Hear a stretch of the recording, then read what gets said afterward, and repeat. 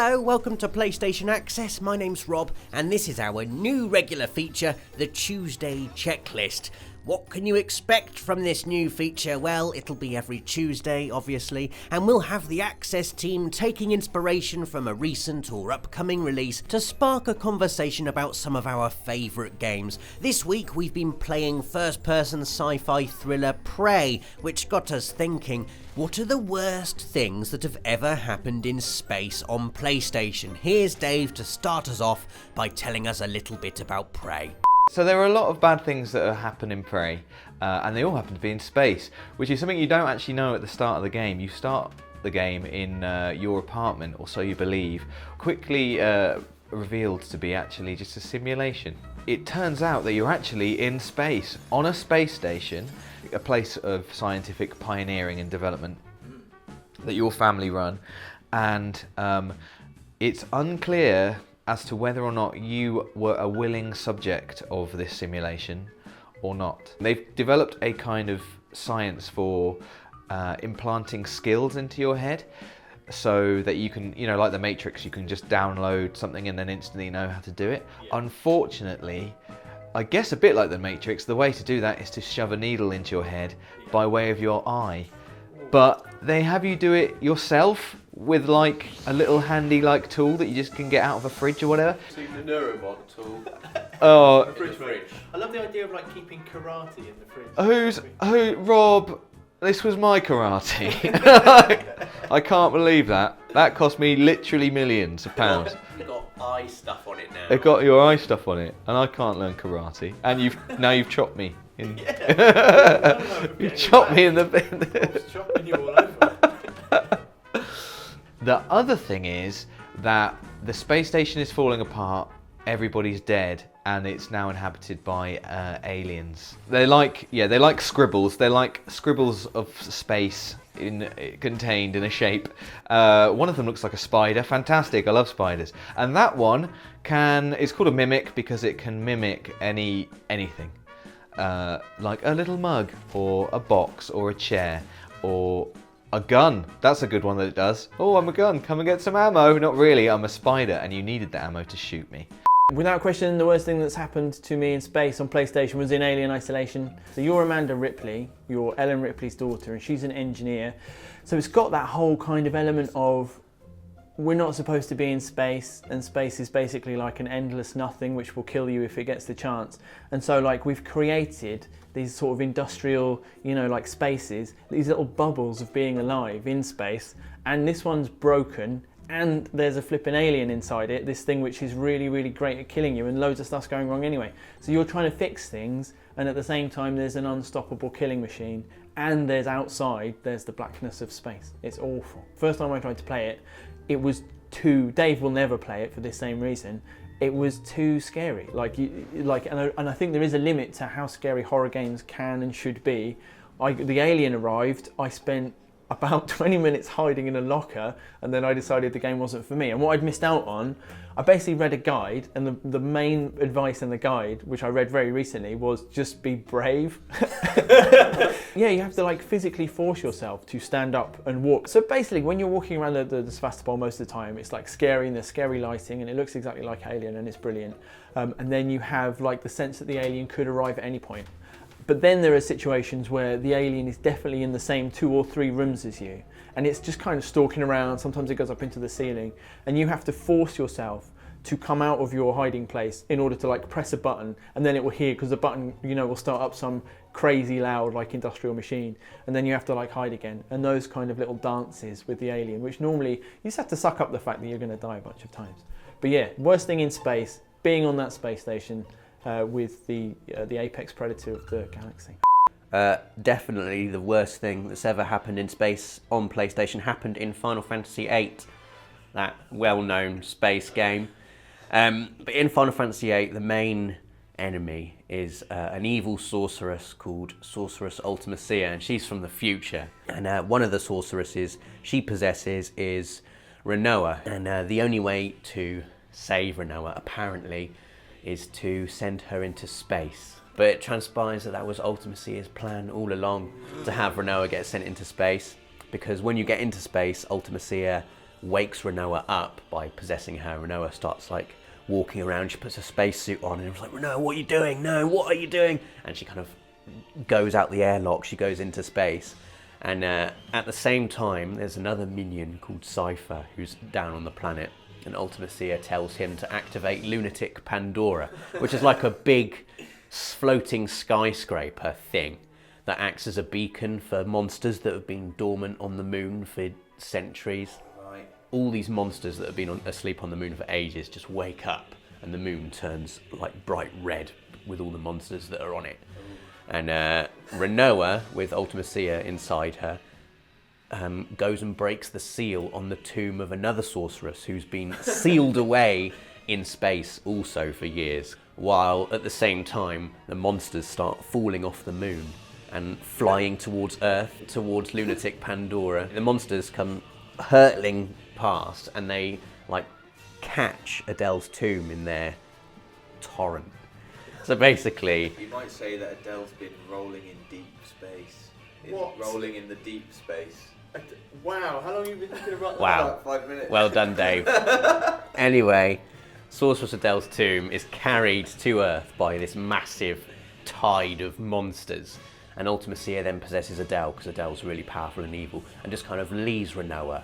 She doesn't need her anymore. And Renoa's just left, just floating in space. Like, the last thing she knew was like she entered a coma when Ultimacia possessed her for the first time. She just wakes up in a spacesuit, not knowing what on earth's happened, just in the middle of space, in the middle of nowhere. But I thought that was pretty bad. Like, a bunch of monsters falling off the moon and carrying a really evil sorceress with them. And yeah, poor old Renoa just being left helpless, drifting through space. The husk. Yeah. The worst thing that's happened in space on PlayStation is the Normandy being destroyed at the start of Mass Effect 2. And by also, you know, Shepard dies. So Mass Effect 1, you know, Shepard saves the galaxy, big hero, and you've got to know the character, and you know, and the ship is like this amazing character as well. So at the start of Mass Effect 2, there's this huge expectation and waiting to see those things. The Normandy like flies in, has its like hero shot. You're like, oh, it's the Normandy, looks so good. You go inside, you're like, oh, there's the galaxy map. Oh, there's some people sitting down. You don't see Shepard for ages, which is kind of cool. What you do see is a massive alien spaceship come and shoot lasers at the Normandy. And it's like, it catches you off guard. It's that weird, clever thing of, obviously it's going to be fine. It's the Normandy and Shepard. What could go wrong? And so you're just kind of taking everything with a pinch of salt to begin with. There's an amazing bit where they first like reveal Shepard, and they're really clever because he's just putting on his helmet as he turns around, which is going to be important later because you're going to get to choose what he looks like, or she. The whole place is on fire, and he picks up a little fire extinguisher and he gives it to Liara. She's like, shit. It's like, look around, guys. I think there's bigger fish to fry. It's literally like this big, just like, shit. It's so stupid. And then there's like a big explosion, and Shepard's thrown out and basically watches the Normandy explode, and it's quite harrowing because gas is escaping from his helmet. He's basically suffocating as bits of his amazing ship fly past, and you just see him sort of like still in space, and that is the opening of the game, which is amazing because it's like, well, now what? The other really bad thing that's happened in space on PlayStation happened in Star Ocean Till the End of Time. Oh, That famous. Have you heard of that game, Dave? I've heard of Star Ocean. This is essentially basically Star Ocean 3. It's a series of RPGs set in the future, and there's this awful group of like hyper-advanced machines called executioners, which are very similar to the Reapers from Mass Effect. They're like obscenely powerful. You know, like this thing, just like, you know, like a Deus Ex Machina. They've just come to end the story, basically. There's nothing anyone can do. Like the most powerful ship in the galactic fleet, like the most powerful ship ever in the history of Star Ocean, just gets ripped to shreds in seconds by these things. And everyone's like, oh my god, how the hell are we ever supposed to beat these executioners? It's just, you know, no hope. Like, probably even worse than the Reapers, I'd say. And anyway, your party manages to find this mysterious artifact. It's like a time gate, and it allows you to travel into a higher plane of existence. And so your party go through this gate into 4-dimensional space. 4D space is exactly the same as 3D space, but it's futuristic and white.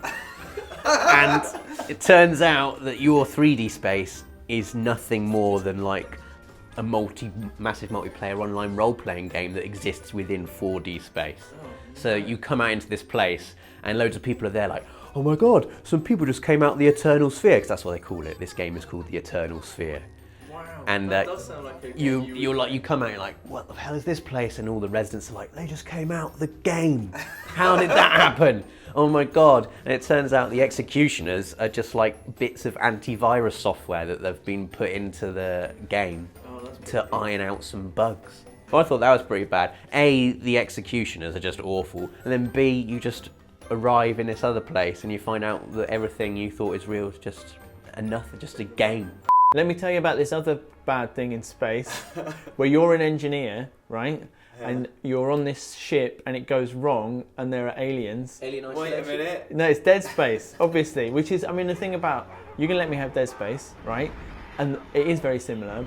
And it is also, there's loads of influence from Alien, but it was made before Alien Isolation. So it's like a really good, like bootleg version of the thing that I really like, which is Alien. You're Isaac, you're an engineer, you don't say anything, you've got a cool suit, and you're going to find right at the beginning of the game, you're listening to like a message from your, I guess other half, might be wife.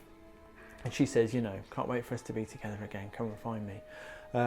And so you're kind of dead set on finding her, rescuing her, and then you get there, it turns out the whole place has been, it's like an enormous mining ship, and there's this cool kind of Arthur C. Clarke-esque like visual of like the core of the planet having been extracted by this like enormous bit of machinery.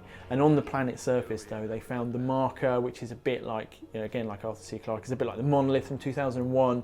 And it's made everyone go absolutely mad and turn into kind of razor-elbowed sort of penis machines. They're like, they're really horrible. So that was bad as well. I mean, that's probably one of the worst things that happened in space. But it's got this added element that the marker kind of telepathically communicates with all of the necromorphs. So as people are transforming into these horrible undead kind of knives, there's an enormous being that lives on the planet which has been disturbed by the recovery of the marker, and that is controlling them all. It's like the hive mind, and it begins to control you, and you begin to see your wife where she isn't really, because she's been dead for ages. I'm going to cheat though, so the original Dead Space is definitely the best game, but probably the worst thing that happens to Isaac Clarke or you as a player is in Dead Space 2, which is where I think that they tried in the second one to investigate more, you know, like all the psychological, it's all in his head stuff, which I could leave on a moon far, far away. I just don't care for it at all. But it did lead to a scene where I think you're attempting to perform a lobotomy on yourself. So with the analog stick, you have to activate a drill that's going through your eyeball. And with the analog stick, you have to keep your eyeball really straight, so it like drills like. Because if you've drilled into a wall before, you know how annoying it is if you get it wrong. And you imagine if a drill is halfway through your eyeball and then you try to look in one direction or the other. What I really like about the lobotomy scene in Dead Space is if you get it right, it goes... It's beautifully nice. If you get it slightly wrong, the drill's like... As if like... Yeah. So it should just go... but just in slightly the wrong place. Oh, that would be awful though. I'd hate that too. If he just stood up and his eye was just pointing away. And he's still mad. Yeah. Mass Effect 2, all of my relationship choices. I was celibate for the whole game, and I really tried. I really tried. Not one, nothing. So that would be the worst thing that didn't happen. I don't know. Thanks, Dave, and thank you for watching. Let us know in the comments what you think about the new format. Give this video a like if you enjoyed it, and subscribe to access for loads of awesome videos on everything PlayStation.